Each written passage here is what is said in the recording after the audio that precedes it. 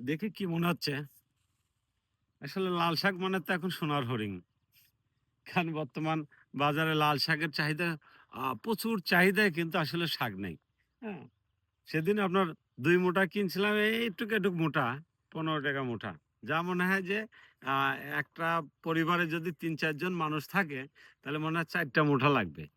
৪ আটি লাগবে তালিকা একটা পরিবারে সবাই মিলে খাওয়া যাবে।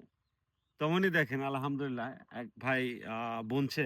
আসলে দেখার মতো হয়েছে কিন্তু হয়তো আরো ১ সপ্তাহ সময় লাগবে। মোটামুটি দেখে তো আসলেও মন প্রাণ জুড়ায় গেল যে লাল টকটকা রক্তের মতো লাল। আর লাল শাকে যে কত আ ভিটামিন, ক্যালোরি, ক্যালসিয়াম, ম্যাগনেসিয়াম আছে এটা তো আপনারা জানেনই। কারণ লাল শাকের কিন্তু আসলে কোনো তুলনা হয় না। এর সাথে আর কোনো তুলনাও দেওয়া যাবে না। আসলে যত দামি হোক নিজের স্বাস্থ্যের কথা চিন্তা করে আ আপনার হলো যেহেতু মাহে রমজান আ সারাদিন আসলেও রোজা থেকে রাত্রে খাবার খাওয়ার সময় অবশ্যই একটু শাকসবজি না হলে কিন্তু ভালো লাগে না। হ্যাঁ?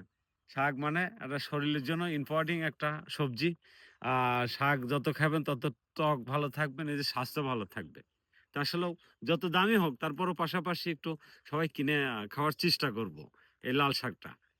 তো সবাইকে ধন্যবাদ, ভালো থাকবেন। আসসালামু আলাইকুম।